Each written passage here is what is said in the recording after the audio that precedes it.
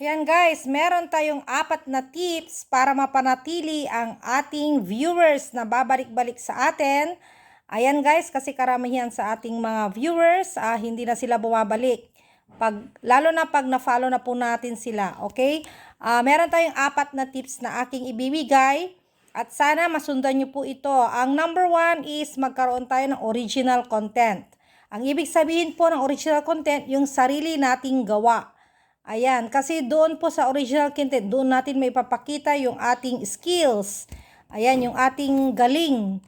Ayan, yun po ang ibig sabihin ng original content. Yung sariling gawa nyo mismo, sariling audio, sariling actions. Ayan, original, authentic. Kasi yan ang gusto ni Meta.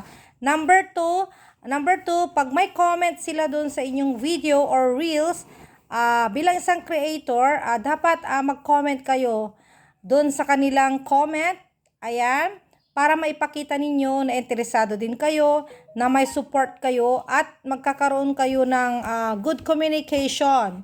Ayan, kaya once na may nag-comment, give feedback, mag-feedback din kayo, mag-react, ayan, sa kanilang mga comments. Balikan niyo po sila, kahit na hindi sunod-sunod, balikan po sila, para bumalik din sila sa inyo. Ayan, then number 3, gumawa kayo ng content na may question. Yan, dyan sa may question, siyempre, magtatanong sila, ano kaya yan? Yan, kasi in a form of question ang inyong content. Para mag-iisip sila kung ano yun at mapapanood nila hanggang sa huli. Doon din po sa questions, magkakaroon ng discussions, lalayo or tatagal ang inyong communication, ang inyong engagement sa bawat isa, both creators. Ayan, kung may in a form of question, kasi magkakaroon sila ng interest doon sa question na inyong sinasabi. Tapos pakikinggan nila yan kung ano yun, kung ano yung question na yun, kung ano yung kasagutan. Ayan, okay. Then number 4, yun po, respond nyo sa mga comments, balikan nyo po yung mga comments doon sa mga post nila. Ganon din po sa kanila. Ayan, mag-comment din kayo sa kanilang post, manood din kayo, mag-share din kayo ng mga videos nila, yung mga ibang creators. Tulad ko, nag-share din ako ng mga videos ng iba.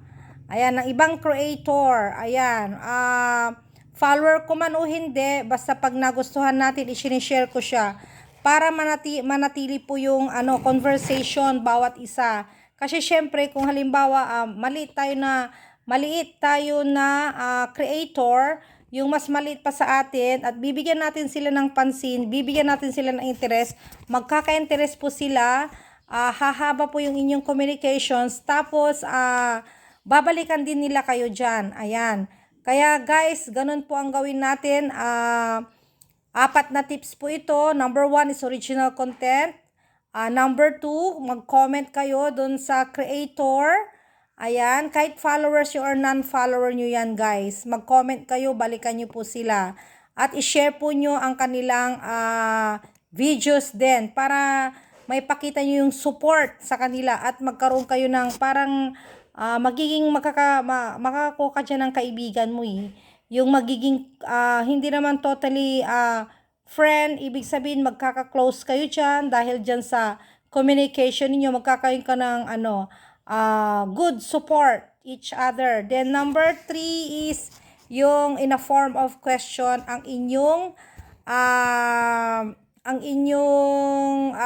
content. Ayan, para magkaroon sila ng interest. Then number 4, mag-share kayo ng mga videos din nila, kahit follower mo siya or non-follower, para manatili ang inyong conversation. Okay guys? Sana may natutunan kayo sa ating tips. Ayan, good morning guys. Good day. Please like, share, and follow. Thank you.